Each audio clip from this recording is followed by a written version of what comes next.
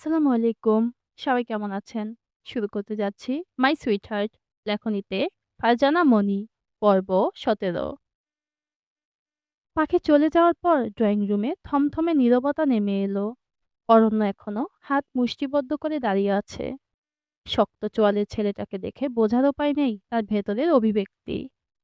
ইসাক এগিয়ে এসে কিছু বলতে চাইল, কিন্তু অরণ্য সেই সুযোগ না দিয়ে বড় বড় কদমে সিঁড়ি বেয়ে চলে গেল নিজের রুমের দিকে। উপস্থিত সকলে ছেলের গমন পথে চেয়ে রইল দীর্ঘক্ষণ। অরণ্য চলে যাওয়ার পরেই ইমদাদ চৌধুরী ধপ করে সোফায় বসে পড়লেন। সঙ্গে সঙ্গে বাকি তিন ভাই এগিয়ে গেল বড় ভাইয়ের কাছে। ইরফান ভাইজানের পাশে বসে চিন্তিত কণ্ঠে জিজ্ঞেস করলেন, আপনি ঠিক আছেন ভাইজান? ইমদাদ চৌধুরী জবাবে কিছুই বললেন না।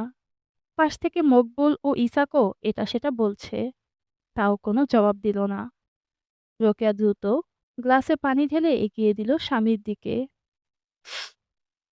ইমদাদ হাত বাড়িয়ে পানিটা পেয়ে পান করলেন। এতক্ষণ আব্বুর পায়ের কাছে এসে বসেছে আশিক। ছেলেটার চোখে মুখে চিন্তার ছাপ। আরো কিছুক্ষণ চুপ করে থেকে ইমদাদ নিজেকে ধাতস্থ করলেন। অতঃপর ধীরে ধীরে ইরফানের হাতটা নিজের হাতে নিয়ে উনি অপরাধী কণ্ঠে বললেন, আমার ছেলের ব্যবহারের জন্য আমি দুঃখিত। আমি সত্যিই জানতাম না অরণ্য এমন কিছু করবে। আমি ইরফান বড় ভাইকে আর কিছু বলতে না দিয়ে নিজেই আশ্বাস দিয়ে বললেন, ভাইজান, আপনি এসব কেন বলছেন? আমরা এক পরিবারের সদস্য। এই পরিবারের প্রতিটা সদস্যের নারী নক্ষত্র আমরা সবাই জানি। তাই অরণ্য সম্পর্কে আমাকে কিছু বলতে হবে না।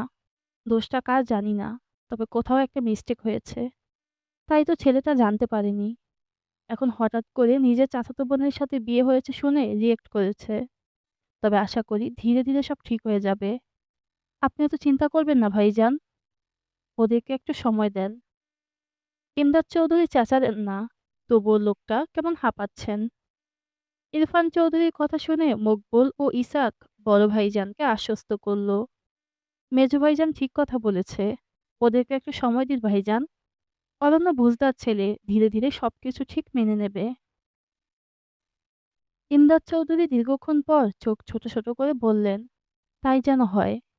রোকেয়া, রোকসানা, নাজমা ও কল্পনা মুগ্ধ চোখে দেখছেন চৌধুরী বাড়ির চার কর্তার মিল মোহাব্বত।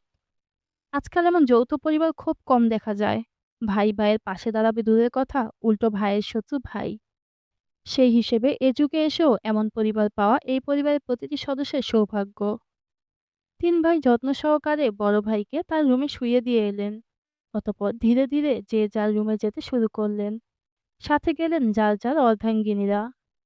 আয়ান ও সিমি এতক্ষণ ভয়ে পালকের সাথে জাপটে দাঁড়িয়েছিল। সকালে যেতেই তারাও রুমের দিকে হাঁটলো। পালক তাকালো আশিক ভাইয়ার দিকে। লোকটা পকেটে হাত দিয়ে দাঁড়িয়ে মনোযোগ সহকারে কি যেন ভাবছে।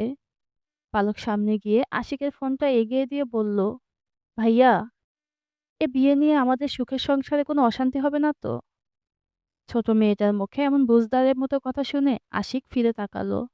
তারপর নিজের ফোনটা নিয়ে পকেটে রেখে পালকের মাথায় হাত বুলিয়ে বলল, কিছু হবে না, সব ঠিক হয়ে যাবে।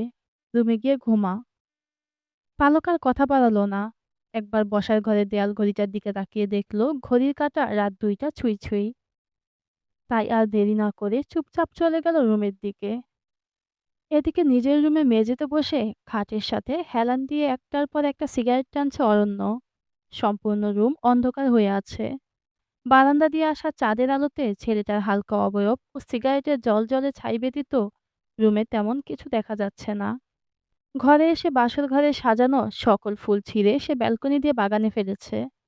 তবুও অদ্ভুত একটা মিষ্টি ঘ্রাণ চারদিকে ছড়িয়ে আছে, যা তার সিগারেটের তীব্র গন্ধকেও হার মানিয়ে নাসাগহ্বরে প্রবেশ করছে। অরণ্য বুঝতে পারল না এই মিষ্টি ঘ্রাণটা কোথা থেকে আসছে। সে উঠে দাঁড়িয়ে রুমের লাইটটা জ্বালিয়ে দিল। তখনই নজরে এলো বালিশের পাশেই একটা গোলাপি ওড়না। অরণ্য ওড়নাটা হাতে নিল। নাকের সামনে একটু এগিয়ে নিতেই ভুল ভুল করে একটা মেয়েলি মিষ্টি সুবাস নাকে এসে ধাক্কা খেল। তৎক্ষণাৎ অরণ্যের মস্তিষ্ক জানান দিল সুবাসটা তার অতি পরিচিত। বিকেলে বিয়ের সময় তার পাশে বসা নববধূর থেকে এই সুবাসটাই ভেসে এসেছিল। অরণ্য বিরক্ত হলো। প্রচণ্ড রাগে আক্রোশে ওড়নাটা ছুঁড়ে ফেলল মেঝেতে। তারপর ধূপধাপ পা ফেলে হাঁটল ওয়াশরুমের দিকে। পালক নিজের রুমে এসে দেখল দরজাটা চাপানো। ধীরে ধীরে চাপানো দরজা খুলে ভেতরে প্রবেশ করতেই আবছা আলো আঁধারি ঘরটাতে তার পায়ের কাছে কিছু বাড়ি খেলো। জিরো লাইটের আলোয় স্পষ্ট বুঝতে পারলো একটা কাপড় জাতীয় কিছু। মেয়েটা এগিয়ে গিয়ে রুমের লাইট অন করতেই নজর গেল বিছানার দিকে। পাখি সন্ধ্যাবেলা টি শার্ট ও প্লাজো পরে উল্টো ঘুরে শুয়ে আছে। মিনিট খানেক তাকিয়ে থাকার পর পালক স্পষ্ট লক্ষ্য করলো মেয়েটার শরীর মৃদু মৃদু কাঁপছে। ঘন কালো চুলগুলো ছড়িয়ে আছে পাশের বালিশেও। পালক নজর ঘুরিয়ে তাকালো ফ্লোরের দিকে। সেখানে বেগুনি রঙের শাড়িটা এলোমেলো হয়ে পড়ে আছে। মেয়েটা দীর্ঘশ্বাস ফেলল। অতঃপর ফ্লোর থেকে শাড়িটা তুলে ছুঁড়ে মারল কাউচের দিকে। ধীরে ধীরে বিছানায় বসে বোনের কাঁধে হাত রাখলো ঠিকই, কিন্তু বিপরীত দিক থেকে কোনো সাড়া পেল না। আপু, এ আপু, তুই কাঁদছিস? পাখি এবারও ফিরে তাকালো না। বোনের কষ্টে পালকের হৃদয় ভেঙে চুরে এলো। মেয়েটা সহ্য করতে না পেরে বোনকে টেনে শোয়া থেকে উঠে বসালো। পাখি এলোমেলো চোখে এদিক সেদিক তাকিয়ে নিজের ভেজা চোখ দুটো লুকানোর চেষ্টা করলো, কিন্তু কোনো লাভ হলো না। পালক লক্ষ্য করলো পাখির ফর্সা গোলাপি মুখটা লাল হয়ে আছে। নাকে বিন্দু বিন্দু ঘাম জমেছে। চোখে পাপড়ি ভেজা। ডাগর ডাগর চোখ দুটো লাল হয়ে ফুলে আছে। আপু, তুই কি বড় ভাইয়ার জন্য কাঁদছিস? পাখি ঢোক গেলে অন্যদিকে তাকালো। ছোট বোনের এমন প্রশ্নে তার বেশ অস্বস্তি হচ্ছে। পালক বোনের নীরবতা দেখে একটু খোঁচা মেরে বলল, আমার আপুতে দেখি একদিনে জামাই পাগল হয়ে গেছে। পাখি এবার ঝাড়া মেরে নিজের থেকে বোনকে সরিয়ে প্রতিবাদ করে বলল, ফালতু কথা কম বল। তোর ওই বড় ভাইয়াকে নিয়ে আমার কোনো মাথা ব্যথা নেই। বজ্জাত লোক সকলের সামনে আমাকে কি অপমানটাই না করলো। আমার এই মুহূর্তে ইচ্ছে করছে একটা ছুরি দিয়ে ওনার সুন্দর শরীরটাকে কেটে পিস পিস করে লবণ মরিচ ছিটিয়ে দেই।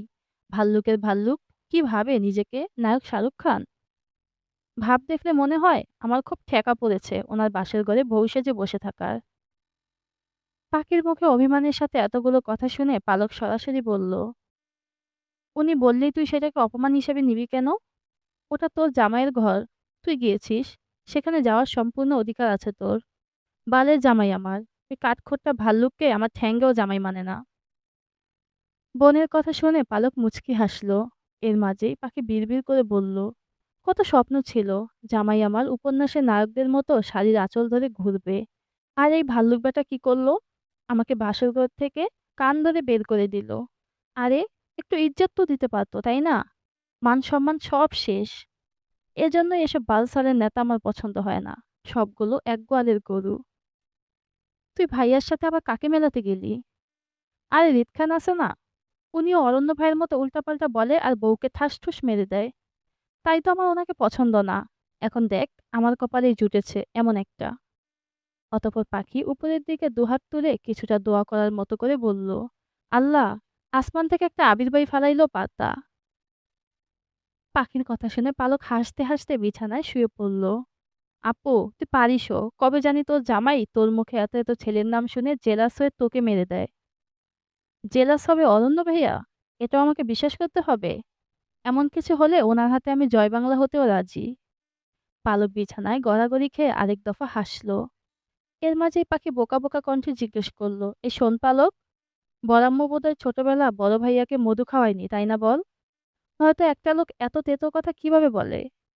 পালক হাসতে হাসতে জবাব দিল, আমি জানি না আপু, তখন তো আমার জন্ম হয়নি। তাও তো ঠিক। তাহলে আগামীকালকে আশিক ভাইয়াকে জিজ্ঞেস করব। জামাইয়ের সুখে কি তোর মাথা খারাপ হয়ে গেছে আপু? তখন তো আশিক ভাইয়ারও জন্ম হয়নি।